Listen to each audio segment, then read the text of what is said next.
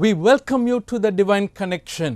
Divine connection यानी अलौकिक संपर्क में आपका स्वागत है। We have come to the last month of this year, 2020. जानते हैं हम सन 2020 के इस आखिरी महीने में आप पहुंचे हैं। Nobody imagined that this year would turn out to be like what it is. किसी ने कल्पना भी नहीं की थी कि ये साल इस तरह से होगा। If you remember, we have gone through drastic changes in life. आपको याद होगा कि हम इस साल में जिंदगी के बहुत बड़े बदलाव में से होकर गए In the हैं। way we work, जिस तरह हम काम करते हैं, in our personal lives, हमारे व्यक्तिगत जीवन में, even Christian church and worship has changed a lot. यहाँ तक कि मसीह कलीसिया और आराधना भी बहुत बदल गई है। Lot of adjustments had to be made, and we also have lost many of our loved ones because of this pandemic. इस मरी के कारण बहुत से वहाँ पर बदलाव लाने पड़े और हम में से बहुत से लोग अपने प्रियजनों को खो चुके हैं। इस साल ये सब कुछ हुआ है। Situations may change, but God does not change. परिस्थितियां शायद बदल जाएं, लेकिन परमेश्वर कभी नहीं बदलते हैं। We fully believe that God is in control. हम पूरी तरह से विश्वास करते हैं कि परमेश्वर सब पर नियंत्रण कर रहे हैं। God is continuing to work in our lives. परमेश्वर निरंतर हमारी जिंदगी में काम कर रहे हैं। His work is involving in the lives of people so that their lives can be changed and transformed. परमेश्वर का काम लोगों की जिंदगी में जुड़ा हुआ है ताकि उनकी जिंदगी बदल जाए, उनकी जिंदगी में बदलाव आए। He wants to change the world for better. वो पूरे संसार को बेहतर बनाना चाहते And He हैं wants to guide and help all the people who are created in His own image. और वो तो अपने स्वरूप में बनाए गए उसके लोगों के लिए मरे ताकि उन्हें बचा सके। Divine connection endeavors to help people to get involved with God.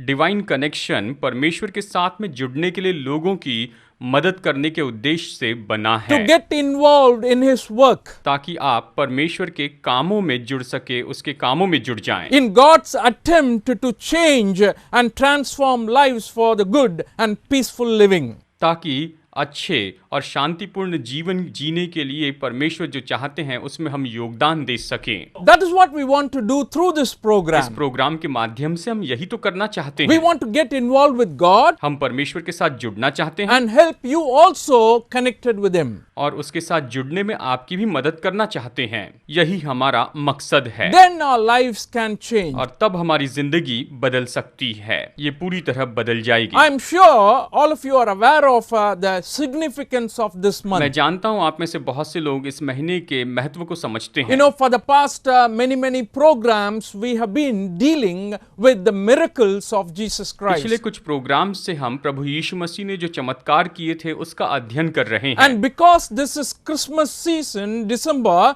we want to focus on things that are connected to the birth of और Christ. जबकि ये क्रिसमस का मौका है, दिसंबर का महीना है, तो हम यीशु मसीह के जन्म से संबंधित बातों को देखना चाहते हैं। If you honestly ask me whether it is a miracle, I will say yes. अगर आप मुझसे पूछे यीशु का जन्म क्या ये चमत्कार है, तो मैं कहूंगा हाँ। It is miracle in the sense that God, who created everything in the world, has come down like a man. ये एक चमत्कार है क्योंकि परमेश्वर जिसने सारी सृष्टि का निर्माण किया वो मनुष्य के रूप में आए। The incarnation itself is a miracle. यीशु मसीह का मानव रूप लेना ये अपने आप में एक चमत्कार है। Therefore, the birth of Jesus Christ is what we want to focus on for the rest of the month until और Christmas. इसीलिए इस पूरे महीने में क्रिसमस के समय तक हम यीशु के जन्म पर गौर करने वाले हैं। And we also said that this month is very significant for most people in the world. और हमने ये भी कहा है कि संसार के ज्यादातर लोगों के लिए ये महीना बहुत ही महत्वपूर्ण है। So at the very outset, I want you to understand that the birth of Jesus Christ is not an abrupt event. इसलिए मैं शुरू में ही आपको बता दूं, यीशु मसीह का जो जन्म है ये अचानक हुई घटना नहीं है, ये अचानक नहीं हुआ। It is something that was planned by God. ये ऐसा है जिसकी योजना परमेश्वर ने बनाकर रखी थी। God had been working on when He can send His Son Jesus Christ into this world. परमेश्वर योजना बना रहे थे कि कब वो अपने पुत्र को इस संसार में भेजेंगे। I know when we talk about timing, we want to say very clearly that God works out things in the world according to his time.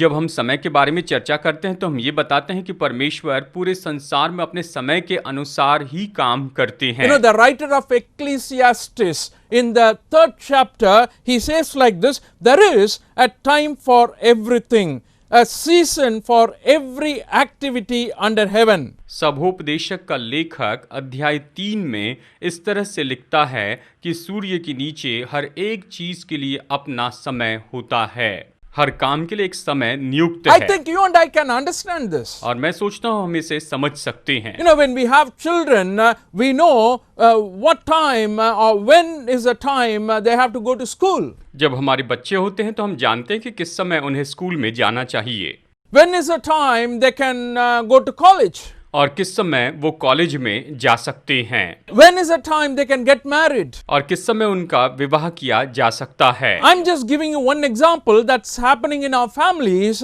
where we decide like, okay, this time or this is the right time for him to get married. मैं उदाहरण दे रहा हूँ कि अपने परिवार में निर्णय लेते हैं कि ये शादी का सही समय है, This is the right time for him to get a job. या ये सही समय है कि ये नौकरी कर ले। So, writer of Ecclesiastes is saying that there is a time for everything. There is a time for everything, every season and every activity under और heaven. इसीलिए सभोपदेशक का लेखक लिखता है कि हर एक चीज के लिए, सूर्य के नीचे हर एक चीज के लिए एक समय निश्चित है, ऐसे वो कहता है। And he continues on in the second verse says, a time to be born and a time to die, a time to plant and a time to uproot, a time to kill and a time to heal, a time to tear down and a time to build. वचन 2 में वो कहता है कि जन्म का समय और मरण का भी समय, बोने का समय और बोए हुए को उखाड़ने का भी समय, घात करने का समय और चंगा करने का भी समय है, ढा देने का समय और बनाने का भी समय है। And because of time, I'm not going to read everything he says about, doing things in the appropriate time, but I want to read the 11th verse. समय की कमी के कारण हम इसे पूरी तरह से नहीं पढ़ेंगे कि किस किस चीज के लिए समय, लेकिन मैं वचन 11 पढ़ना चाहता हूँ। And in the 11th verse he says, he has made, that is, God has made everything beautiful in its time. He has also set eternity in the hearts of men, yet they cannot fathom what God has done from the beginning to end. वचन 11, परमेश्वर ने सब कुछ ऐसा बनाया कि अपने अपने समय पर वे सुंदर होते हैं, फिर उसने मनुष्यों के मन में अनादि अनंत काल का ज्ञान उत्पन्न किया है, तो भी वो परमेश्वर के कामों को समझ नहीं सकता। Therefore, when we talk about time, I want to remind you that when you think about Christmas, it is concerned with the time God had in plan. और जब हम समय के बारे में बात कर रहे हैं तो मैं बताना चाहता हूं कि ये क्रिसमस का समय परमेश्वर ने पहले योजना बनाकर रखा हुआ था। इसकी योजना बनाई गई थी कि क्रिसमस के समय यीशु का जन्म होगा। In Jesus' life, God worked out everything according to His own time. यीशु के जीवन में परमेश्वर ने सब कुछ अपने समय के अनुसार बना कर रखा था। So, first of all, I want to talk about Christmas and God's timing. तो सबसे पहले मैं क्रिसमस और परमेश्वर के समय के बारे में बताना चाहता हूँ। Galatians chapter 4 verses 4 to 5 is an interesting verse. गलातियों अध्याय 4 वचन 4 और 5 बहुत ही दिलचस्प वचन है। It says, but when the time had fully come, God sent His Son, born of a woman, born under law, to redeem those under law, that we might receive the full rights of sons. परंतु जब समय पूरा हुआ तो परमेश्वर ने अपने पुत्र को भेजा जो स्त्री से जन्मा और व्यवस्था के अधीन उत्पन्न हुआ, ताकि व्यवस्था के अधीनों को मोल लेकर छुड़ा ले और हमको लेपालक होने का पद मिले। इस तरह ये कहता है। So, I want you to focus on that statement or the verse where it says, God had planned for that time, when the time had fully come. मैं चाहता हूं इस बात पर गौर कीजिए कि परमेश्वर ने योजना बनाकर रखी थी जब समय पूरा God हुआ। was planning for the optimum time or the favorable time. परमेश्वर उस सही समय के आने की योजना बना रहे थे। He was waiting for Jesus to come into this world as a human वो being. राह देख रहे थे कि यीशु मसीह संसार में एक मनुष्य के रूप में आए। Why did He send Jesus Christ into this world? उसने यीशु मसीह को इस संसार में क्यों भेजा? So that we can understand who God is, ताकि हम समझ सके कि परमेश्वर कौन है, how God is working in this life. परमेश्वर इस जिंदगी में कैसे काम करते हैं। As I told you, this is not an abrupt event, मैंने जैसे आपसे कहा कि यह अचानक हुई घटना नहीं है, but this has been planned by God from the very beginning. लेकिन ये तो शुरू से ही परमेश्वर ने इसकी योजना बनाकर रखी हुई थी। When mankind first sinned against God, that was the time God gave this first promise to redeem mankind. And he said in Genesis 3:15, I will put enmity between you and the woman, and between your offspring and hers. He will crush your head, and you will strike his heel. मनुष्य ने जब पाप किया तो परमेश्वर ने यहाँ पर पहली बार ये प्रतिज्ञा दी मनुष्य जाति से, और उत्पत्ति 3:15 में उसने कहा, और मैं तेरे और स्त्री के बीच में और तेरे वंश और इसके वंश के बीच में बैर उत्पन्न करूंगा, वो तेरे सिर को कुचल डालेगा और तू उसकी एड़ी को डसेगा। इस तरह से परमेश्वर ने प्रतिज्ञा की। This promise is called the first gospel. ये जो प्रतिज्ञा है इसे सबसे पहला सुसमाचार कहते हैं। He gave many gospel to people. That means good news to people. उसने कई बार लोगों को अच्छा सुसमाचार बताया। After this, he had said many things to different people. इसके बाद उसने बहुत से लोगों को बहुत सी अलग अलग बातें बताई। But this is the first gospel. लेकिन ये पहला सुसमाचार है And an offspring of woman would defeat Satan. कि स्त्री का जो वंश है वो शैतान को हराएगा, And he is a human और offspring. वो तो मनुष्य होगा, मानव होगा। Can a human being qualify, or any other human being qualify to defeat क्या Satan? कोई भी इंसान या मनुष्य शैतान को हराने के योग्य है? And what are the qualifications to defeat Satan's power over eternal death? क्या किसी के पास में इतनी सामर्थ है कि वो शैतान की जो अनंत काल की मृत्यु है उसकी सामर्थ को वो हरा दे? And nobody on earth qualified to be that candidate. और पृथ्वी पर कोई भी ऐसा व्यक्ति नहीं था कि वो इसके लिए योग्य हो सके। That is why God sent His Son Jesus Christ into this world at the appointed time. और इसीलिए परमेश्वर ने अपने पुत्र प्रभु यीशु मसीह को नियुक्त समय पर इस पृथ्वी पर भेजा था। New Testament scholars say that God prepared the world. नए नियम के विद्वान कहते हैं कि परमेश्वर ने संसार को तैयार किया यीशु मसीह के आगमन के लिए। And the government He prepared. उसने उस समय की जो सरकार थी उसे तैयार किया। The Roman government was in power. रोमी सरकार उस समय शासन कर रही थी। It was extending its territory in many different places. वो अपने राज्य को बहुत से अलग अलग जगह पर फैलाते चले जा रहे थे। And it was very favorable for gospel to come into this world so that it can spread और ये easily. बहुत ही आसान हुआ कि सुसमाचार संसार में आए और बड़ी आसानी से फैलता चला At the जाए। same time, the language was very favorable. और उस समय भाषा भी बहुत आसान थी, एक दूसरे से बातें करने के लिए भाषा आसान थी। When Jesus Christ came into this world, Greek was a widely spoken language. जब यीशु मसीह इस संसार में थे उस समय ग्रीक भाषा ज्यादातर बोली जाने वाली भाषा थी। Because the one who ruled before the Roman Empire, the Greek Empire, Alexander the Great's control spread over all the world. क्योंकि रोमी साम्राज्य के पहले सिकंदर का राज्य था और उसने पूरे संसार के ऊपर जय प्राप्त की थी, और तब से ग्रीक भाषा बहुत ही विख्यात हो गई थी। Therefore, language was favorable, the empire was favorable, and that was the time God was planning that His Son must come into this world. और इसीलिए भाषा जबकि आसान थी, परिस्थितियां आसान थी, तो परमेश्वर ने वहां पर अपने पुत्र को भेजने का निर्णय लिया कि यही सही समय होगा। So when gospel comes, it's most likely to spread very easily to all the people of the world at that ताकि time. जब सुसमाचार आए तो उस समय के संसार के सभी लोगों तक वो आसानी से फैलता चला जाए। That's why I'm saying timing is crucial in God's eyes. और इसीलिए मैं कह रहा हूं कि परमेश्वर की दृष्टि में समय बहुत ही महत्वपूर्ण होता है। As I was preparing for this message, I was wondering, what if Jesus had come into this world right now? और जैसे मैं ये संदेश तैयार कर रहा था तो मैं ये सोचने लगा कि अगर इस समय प्रभु यीशु मसीह संसार में आते तो क्या होता। I'm in 2020. मेरा मतलब है सन 2020 में आते। Perhaps you may feel it might be much better. शायद आप सोचेंगे कि ये तो बहुत ही बेहतर Oh, we होता, would have had good pictures of Jesus Christ. हम यीशु मसीह की अच्छी तस्वीरों को देख पाते Oh, good videos, we can show for generations. और अच्छे वीडियोस हम बना लेते और कई पीढ़ियों तक हम उसे दिखा सकते थे। And we can put it in the internet, all the miracles that Jesus Christ performed, so that people can believe not only now, even in the future. और हम उसे इंटरनेट पर डाल सकते ताकि केवल इसी पीढ़ी के नहीं लेकिन आने वाली पीढ़ी के भी लोग उन चमत्कारों को देख सके।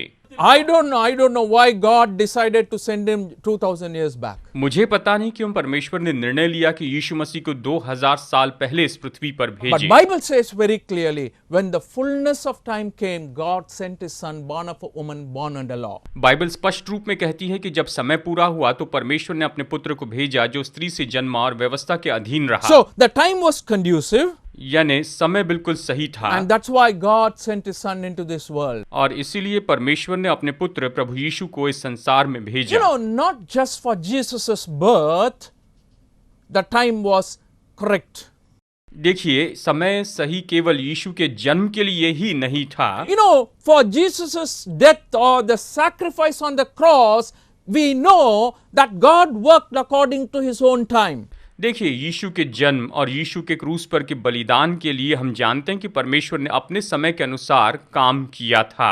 When Jesus came into this world, he was always focusing on fulfilling the purpose for which he came into this जब यीशु world. मसीह संसार में आए थे तो उसका ध्यान हमेशा इसी बात पर रहा कि परमेश्वर की इच्छा को इस पृथ्वी पर There पूरी were करें। many times people trying to or tried to preempt themselves by making Jesus to do the things they want. ऐसे बहुत बार समय रहा जहां पर लोगों ने कोशिश की कि उनकी मर्जी के अनुसार प्रभु यीशु काम करे या परमेश्वर काम In the करे। Gospel of John, 2nd chapter, when Jesus was attending the wedding at Cana, Jesus' mother came to him and told him, son, there was no wine. यूहन्ना का सुसमाचार दूसरे अध्याय में जब यीशु काना के विवाह में गए थे तब यीशु की मां ने आकर कहा कि बेटा दाखरस खत्म हो चुका है। And Jesus gave a very interesting answer with regard to time.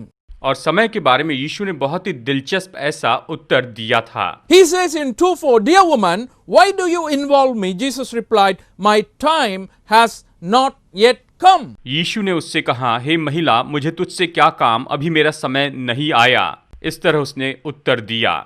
And when you continue on in the Gospel of John, there are many occasions when Jesus' brothers did not believe him and they were passing remarks about his popularity. In John chapter 7, in the 6th verse we read, Therefore Jesus told them, The right time for me has not yet come, for you any time is right. यूहन्ना में हम देखते हैं कि यीशु के भाई उस पर दोष लगाते थे। यीशु के भाई उस पर दोष लगाना चाहते थे।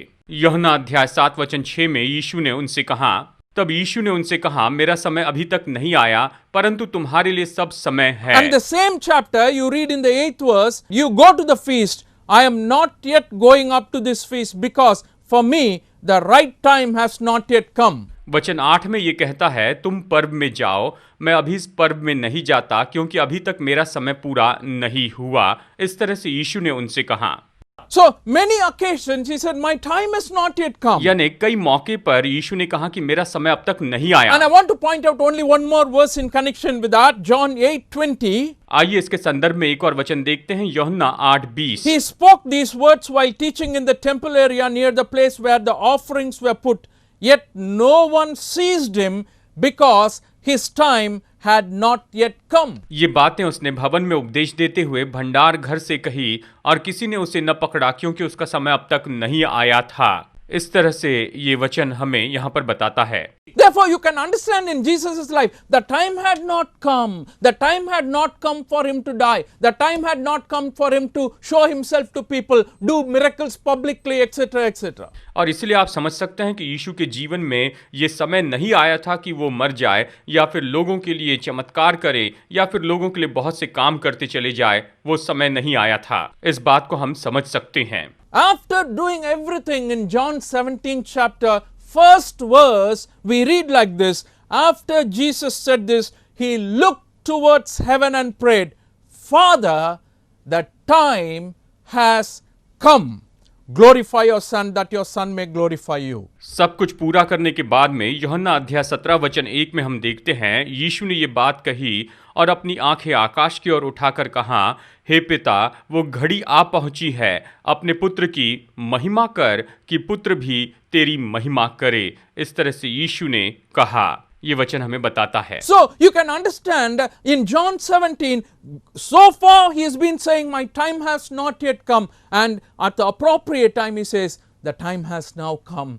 I am going to be crucified. So when Jesus was looking forward to the cross, he was waiting for the appropriate time. यानी अब तक तो यीशु कह रहे थे कि मेरा समय नहीं आया है, लेकिन यूहन्ना 17 में देखते हैं कि यीशु ने कहा कि अब मेरा समय आ पहुंचा है। इसका मतलब यह है कि यीशु हमेशा सही समय का इंतजार कर रहे थे। You know, everything in Jesus' life worked out according to God's timing. यीशु के जीवन में सब कुछ जो है वो तो परमेश्वर के समय के अनुसार काम कर रहा था, उसी के अनुसार था। His birth is a planned event. उसका जन्म योजनाबद्ध घटना थी। His death is a planned event. उसकी मृत्यु योजनाबद्ध घटना Suppose थी। if somebody murdered Jesus Christ when he was doing ministry within 6 months. कल्पना कीजिए कि यीशु ने सेवकाई शुरू करके 6 ही महीने हुए थे, अगर उस समय कोई उसकी हत्या कर देता। And when they were trying to push him from the cliff of the mountain. और जब वो पहाड़ की चोटी से उसे धक्का दे के गिरा देना चाहते थे, When they were trying to stone at him. या जब उस पर पत्थरवा करना चाहते थे, And if he had died in that way. अगर वो उस तरह से मर जाते, A premature death. या समय के पहले उनकी मृत्यु What होती, would have happened to the biblical prophecy? तो बाइबल में यीशु के बारे में जो भविष्यवाणियां दी गई है उसका क्या होता? So God was working out everything so that according to the time it should happen in his life. परमेश्वर सब कुछ सही तरह से काम कर रहे थे ताकि समय के अनुसार उसके जीवन में ये सब होते चले जाए। ये परमेश्वर की योजना थी। Died on the cross. वो क्रूस पर मरे, Rose again on the third वो day. तीसरे दिन फिर से जी उठे, And now he is in heaven. And we are looking forward to another time, the time of his coming और again. अब वो स्वर्ग में हैं। अब हम एक और समय का इंतजार कर रहे हैं। ये ऐसा समय है जब वो फिर वापस The आएंगे। judgment of God and God's timing. यानी ये तो परमेश्वर के न्याय का समय है, जब परमेश्वर न्याय करेंगे। In Matthew chapter 24, when Jesus was talking to his disciples about the things that are going to happen at the end and what is going to happen to Jerusalem, in 24:3, it says, as Jesus was sitting on the Mount of Olives, the disciples came to him privately. Tell us, they said, when will this happen and what will be the sign of your coming and of the end of the age? जब यीशु मत्ती 24 में अंतिम दिनों के बारे में बता रहे थे, तब यीशु के चेले एकांत में आकर उससे पूछने लगे। जब वो जैतून पहाड़ पर बैठा था तो चेलों ने एकांत में उसके पास आकर कहा, हमें बता कि ये बातें कब होगी, तेरे आने का और जगत के अंत का क्या चिन्ह होगा। इस तरह से चेलों ने आकर उससे ये सवाल पूछा था। ये हम देखते हैं। You know what Jesus said? जानते हैं यीशु ने क्या कहा? In the 36th verse of the same chapter, इसी अध्याय के 36 वचन में, no one knows about the day or hour, not even the angels in heaven, nor the Son, but only the Father. उस दिन और उस घड़ी के विषय में कोई नहीं जानता, न तो स्वर्गदूत और न पुत्र, परंतु केवल पिता, यानी केवल पिता ही इसे जानते हैं। The Father knows the timing. केवल पिता ये समय जानते हैं, Nobody else knows. और कोई नहीं जानता है। That is the answer he gave. यही उत्तर यीशु मसीह ने दिया था। My dear friends, what I'm trying to tell you today, मेरे दोस्तों, आज मैं आपको यही बताना चाहता oh, हूँ। God worked out many different things in the life of Jesus according to his own time. परमेश्वर ने अपने समय के अनुसार यीशु के जीवन में बहुत सी बातों की योजना बनाकर रखी हुई थी। And regarding the birth, appropriate time, when the time had fully come, God sent his और son. उसके जन्म के बारे में जब समय पूरा हुआ, उसी समय परमेश्वर ने अपने इकलौते पुत्र को भेजा। And regarding his death, he waited for the appropriate time where he could die, and he prayed to the Father, the time has और come. उसकी मृत्यु के बारे में भी वो सही समय की राह देखते रहे और उसने पिता से कहा कि अब समय आ पहुंचा And we है। are all looking forward to this glorious day when Jesus is going to come, and we are waiting for the time. और हम सब उस महिमामय दिन का इंतजार कर रहे हैं कि यीशु वापस आएंगे। उस समय का हम इंतजार कर रहे हैं। God works in your life and my life according to His own time. परमेश्वर आपके और मेरे जीवन में अपने समय के अनुसार काम करते When हैं। you believe in Jesus Christ, जब आप यीशु मसीह पर विश्वास करते when you हैं, give your life over to Him, जब आप अपनी जिंदगी उसे सौंप देते when हैं, He begins to control you, जब वो आप पर नियंत्रण करते हैं, my dear friends, please accept this, please believe this, that He will work out everything beautiful in His own time. तो मेरे प्यारे दोस्तों, इस बात पर विश्वास कीजिए, इसे स्वीकार कीजिए कि वो अपने समय के अनुसार सब कुछ बिल्कुल सुंदर बनाएंगे। And what is He doing now, right now? अभी इस समय वो क्या कर रहे हैं? He is working out His वो plan. अपनी योजना के अनुसार काम कर रहे हैं। If you believe in Him, आप उस पर विश्वास if कीजिए you know Him, कि आप उसे जानें, if you have surrendered your life to Him, कि आप अपनी जिंदगी उसे सौंप दें। accept that God is working in your life. आप स्वीकार करें कि प्रभु आपकी जिंदगी में काम कर रहे हैं He always works out for the best. और वो हमेशा सबसे उत्तम के लिए ही काम करते हैं। You know, the book of Ephesians gives a lot of promises to those who believe in Jesus Christ. इफिसियों की पत्री में यीशु पर विश्वास करने वालों के लिए बहुत सी प्रतिज्ञाएं दी गई And हैं। when you turn to Ephesians chapter 1 verses 4 to 5, इफिसियों अध्याय 1 वचन 4 और 5 में हम देखते हैं, it says, "For He chose us in Him before the creation of the world to be holy and blameless in His sight. In love, He predestined us to be adopted as His sons through Jesus Christ in accordance with His pleasure and will." जैसे उसने हमें जगत की उत्पत्ति से पहले उसमें चुन लिया कि हम उसके निकट प्रेम में पवित्र और निर्दोष हो, और अपनी इच्छा के भले अभिप्राय के अनुसार हमें अपने लिए पहले से ठहराया कि यीशु मसीह के द्वारा हम उसके लेपालक पुत्र हो। इसलिए उसने हमें चुन लिया कि हम उसके लेपालक पुत्र हो जाएं। It talks about a time related to us. ये हमसे संबंधित समय के बारे में बताता है। He chose us before the foundations of the world. उसने हमें जगत की उत्पत्ति के पहले से चुन लिया है। And that is the idea we are getting here. यहाँ पर हम यही विचार पाते हैं। And verses 9 and 10, "And He made known to us the mystery of His will according to His good pleasure, which He purposed in Christ, to be put into effect when the times will have reached their fulfillment, to bring all things in heaven and on earth together under one head, even Christ." वचन 9 और 10, क्योंकि उसने अपनी इच्छा का भेद उस भले अभिप्राय के अनुसार हमें बताया, जिसे उसने अपने आप में ठान लिया था कि समयों के पूरे होने का ऐसा प्रबंध हो कि जो कुछ स्वर्ग में है और जो कुछ पृथ्वी पर है, सब कुछ वो मसीह में एकत्र करे, यानी सब मसीह में एक साथ जोड़े। You know, this shows very clearly He is still working according to His own time in your life. तो ये हमें स्पष्ट रीति से बताता है कि वो आपके जीवन में अपने समय के अनुसार सब कुछ काम करते चले जा रहे हैं। So at the beginning, for the Christmas thought, I want to tell you, Christmas is according to God's time, and God is working in your life according to His own time. और Christmas की शुरुआत में ही मैं आपको ये विचार बताना चाहता हूँ, परमेश्वर अपनी इच्छा के अनुसार, अपने समय के अनुसार आपकी जिंदगी में काम कर रहे हैं। अपने समय के अनुसार वो काम कर रहे हैं। And if you have any questions about this, please contact us. अगर इसके बारे में आपके मन में कोई सवाल है तो हमसे संपर्क कीजिए। Our telephone numbers and email addresses are displayed on the screen. हमारे टेलीफोन नंबर और हमारे ईमेल नंबर इस समय स्क्रीन पर दिखाए जा रहे हैं। You can write to us using the physical address. आप हमें चिट्ठी भी हमारे पते पर लिखकर भेज सकते हैं। And as you continue to understand and know about the birth of Jesus Christ, please know that He has a plan for you. जब आप यीशु के जन्म के बारे में जान रहे हैं तो समझ लीजिए कि उसके पास आपके जीवन के लिए बहुत ही उत्तम और बहुत ही अच्छी योजना है। May God bless you and your family today. आज परमेश्वर आपको और आपके परिवार को बहुतायत से आशीष दे। आमीन।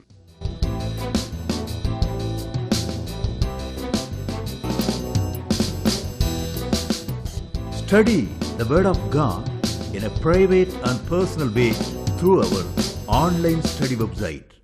Contact number